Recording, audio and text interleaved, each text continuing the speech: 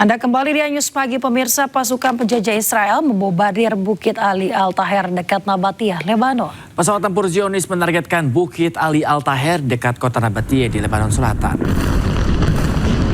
Rekaman video menunjukkan hantaman serangan di lereng bukit dengan kilatan ledakan dan suara dengung yang berputar-putar di area sekitarnya. Teroris IDF berdalih militer yang menargetkan infrastruktur Hezbollah di daerah Nabatiyah dan Ansar. Ratusan orang berduka atas korban tewas akibat serangan Israel di kota Ansar, Lebanon. Warga mengkritik Presiden Lebanon yang dinilai gagal melindungi warganya.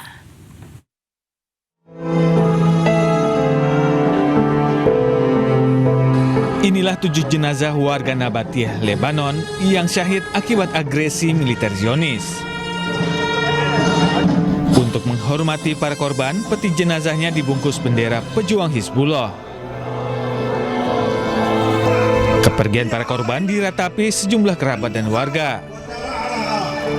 Warga Nabatiyah mengkritik pemerintah Lebanon yang dinilai gagal melindungi warganya. للصراحة ما ملاقي كلمة ولا الجولة اللبنانية، انتم بتقولوا انه انتم دولتنا وانتم بدكم تحمونا، اي حماية هيدي؟ وين هيدول المواطنين اللبنانيين اللي كانوا امبارح عزل؟ اغتالوهم، هيدا اغتيال ام وبين واطفالهم، وينك يا رئيس الجمهورية حضرتك؟ Jumlah korban syahid sejak agresi militer Zionis pada bulan Maret telah meningkat menjadi 4.346 orang tewas dan 12.301 orang terluka. Sementara itu, Presiden Lebanon Joseph Aoun hanya bisa mengutuk serangan Israel tanpa memberikan perlawanan. Pemirsa, utusan Amerika Serikat Jared Kushner bertemu kepala Hamas Khalil Al-Hayya di El Alamein, Mesir. Pertemuan ini juga dihadiri pejabat Dewan Perdamaian Nikolai Medalenov, mantan Perdana Menteri Inggris Tony Blair, dan para mediator regional. Mereka berupaya memecahkan kebutuhan terkait fase kedua rencana perdamaian di Gaza. Hamas menuduh Israel gagal memenuhi kewajibannya karena aksi militer yang terus berlanjut di Gaza. Sementara itu pemirsa, Netanyahu secara terbuka menolak proposal perdamaian Trump pekan lalu. Ratusan aktivis pro-Palestina berunjuk rasa di Paris mendesak pemerintah Prancis untuk menekan penjajah Israel agar membebaskan dokter, petugas kesehatan, dan juga jurnalis Palestina yang diculik.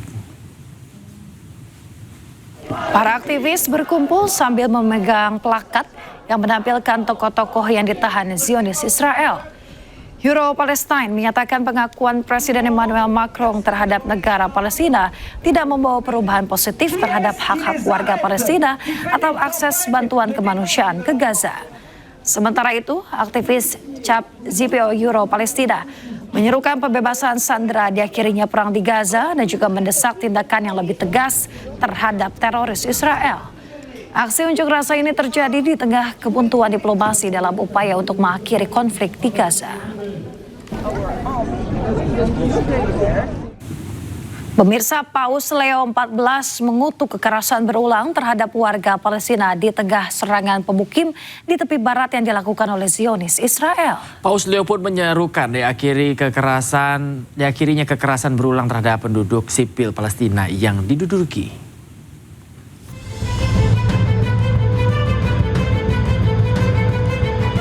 Berbicara menjelang doa Angelus di Istana Apostolik di Castel Gandolfo, Paus Leo XIV mendesak komunitas internasional untuk mendorong upaya menuju solusi dua negara antara Palestina dan Israel. Permohonan ini disampaikan setelah adanya laporan bahwa keluarga-keluarga Palestina di Kusro, selatan Nablus, telah dikurung di rumah mereka oleh pemukim Israel dengan akses air dan listrik diputus. Ketegangan terbaru di Kusro terjadi di tengah meningkatnya serangan pemukim di seluruh tepi barat yang dilakukan Zionis Israel. Vatikan pun telah berulang kali mendukung solusi dua negara melalui negosiasi untuk konflik Palestina-Israel yang didasari hak dan martabat yang sama bagi warga Palestina dan Israel. Rinnovo il mio appello affinché cessino le ripetute violenze contro la popolazione civile palestinese in Cisgiordania e chiedo con urgenza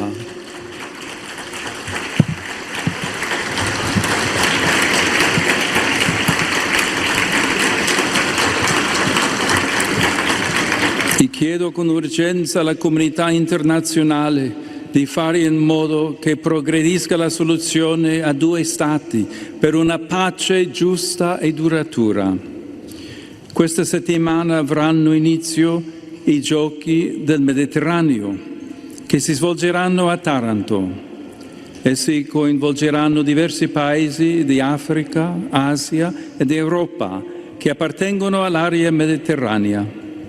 Auguro che tale evento sportivo sia una profezia di pace e di fratellanza tra i popoli di questa regione e del mondo intero. Ed ora do il mio benvenuto a tutti voi che vi siete radunati qui a Castel Gandolfo per l'Angelus Domenicale. Kantor PBB untuk Koordinasi Urusan Kemanusiaan mengatakan pada bulan Juli bahwa lebih dari 1.330 serangan pemukim dilakukan Zionis Israel terhadap warga Palestina. Pemirsa, gelaran Malam Puncak Indonesia Automotive Awards 2026 tidak hanya menjadi ajang apresiasi bagi insan dan pelaku industri otomotif. Ya, kehadiran berbagai komunitas pecinta otomotif turut menyemarakan acara dengan memamerkan kendaraan ikonik mereka di Kompleks MNC Center. Indonesia Automotive Awards 2026 digelar sebagai ajang apresiasi bagi insan dan pelaku industri otomotif di tanah air. Sejumlah kendaraan dari berbagai segmen dipamerkan, mulai dari sepeda motor berperforma tinggi, motor klasik, hingga mobil dengan nilai historis. Deretan kendaraan seperti Royal Enfield, Ducati Panigale, Ducati Monster, dan Harley Davidson menjadi perhatian para tamu dan undangan. Tak hanya roda dua, sejumlah mobil klasik seperti Mercedes-Benz dan Volkswagen Kombi juga turut menghiasi area acara. Ini tentu akan membantu kita untuk terus memperkuat industri otomotif dalam negeri kita. Yang hari ini di tahun 2026 ini menunjukkan rebound yang sangat baik karena peningkatan penjualan, kemudian juga ekspor. Kalau kita berbicara mengenai sektor otomotif, mungkin secara garis besar ekspor kita saat ini akumulatif ya Mas ya, semester ini berada di angka 134 miliar US dollars. Dan ketika berbicara mengenai ekspor, 82% sendiri itu datang dari sektor otomotif. Kehadiran kendaraan dan komunitas tersebut membuat Indonesia Automotive Awards 2026 menjadi ruang bagi pelaku industri dan komunitas untuk memperkenalkan wajah positif dunia otomotif kepada masyarakat. Doci itu eventnya kebanyakan touring ya. Touring, selain touring juga kita ada